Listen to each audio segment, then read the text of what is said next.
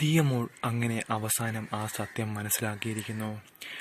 റിയയെ കണ്ടുമുട്ടി തൻ്റെ ഇരട്ട സഹോദരിയാണെന്നും അതുപോലെ തന്നെ ജീവ സ്വന്തം അച്ഛനാണെന്നുമുള്ള സത്യം അങ്ങനെ ദിയമോൾ തേടി കണ്ടുപിടിച്ചിരിക്കുകയാണ്. ഒരു വിധി എന്ന പോലെ ദിയമോളുടെ മുൻപിലേക്ക് ആ സത്യങ്ങൾ വെളിപ്പെടുകയായിരുന്നു. അങ്ങനെ ദിയ റിയയെ ആദ്യമായി കണ്ടുമുട്ടുന്നു. റിയയും ദിയയും കണ്ടുമുട്ടി കഴിയുമ്പോൾ അവർക്ക് ഒരു അത്ഭുതമാണ് ഉണ്ടാകുന്നത്.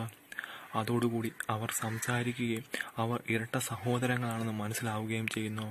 താൻ ജീവിയുടെ മകളാണെന്നും മറ്റും എല്ലാം പറയുകയും ചെയ്യുന്ന റിയ ദിയയോട് പറയുന്നു.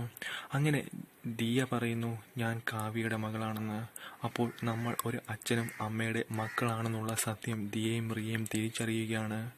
താൻ ഏറെ ആരാധിക്കുന്ന സ്നേഹിച്ചിരുന്ന തൻ്റെ ജീവയാണ് തൻ്റെ സ്വന്തം അച്ഛനെന്നറിയുന്ന ദിയമോളുടെ മനസ്സിൻ്റെ സന്തോഷം എത്രയാണെന്ന് അളക്കാവുന്നതിനും അപ്പുറമാണ്.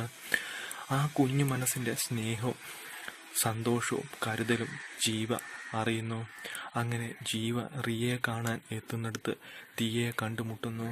അങ്ങനെ താൻ എന്നും കണ്ടിരുന്ന ആ സന്തോഷം യാഥാർത്ഥ്യമാവുകയാണ് ജീവയുടെ ജീവിതത്തിലേക്ക്. തൻ്റെ ദിയമോളെ കണ്ട ഉടനെ തന്നെ ഓടിച്ചെന്ന് കെട്ടിപ്പിടിച്ച് സമ്മാനങ്ങളും മുത്തങ്ങളും കൊടുക്കുകയാണ് ജീവ. ജീവ എന്ന ആ പാവം മനുഷ്യന് സന്തോഷിക്കാവുന്നതിൻ്റെ പരമാവധി സന്തോഷം അതിലൂടെ ലഭിക്കുകയാണ്. മോളെ, ഞാൻ നിൻ്റെ സ്വന്തം അച്ഛനാണ്. അച്ഛ എന്നുള്ള ദിയമോളുടെ വിളിയിൽ ജീവ ആകെ പൊട്ടിക്കരഞ്ഞു പോവുകയാണ്. അങ്ങനെ ദിയയും റിയയും ജീവയും ഒന്നാകുന്ന ആ സുന്ദര നിമിഷങ്ങൾ വന്നെത്തിയിരിക്കുന്നു. അതോടുകൂടി തൻ്റെ സഹോദരിയെ കിട്ടിയ സ്നേഹത്തിൽ റിയ ദിയയും സ്നേഹം പങ്കിടുന്നു. അതുപോലെ തന്നെ ജീവയും തൻ്റെ 2 മക്കളെ ചേർത്ത് പിടിച്ചുകൊണ്ട് കൊണ്ടുപോവുകയാണ്.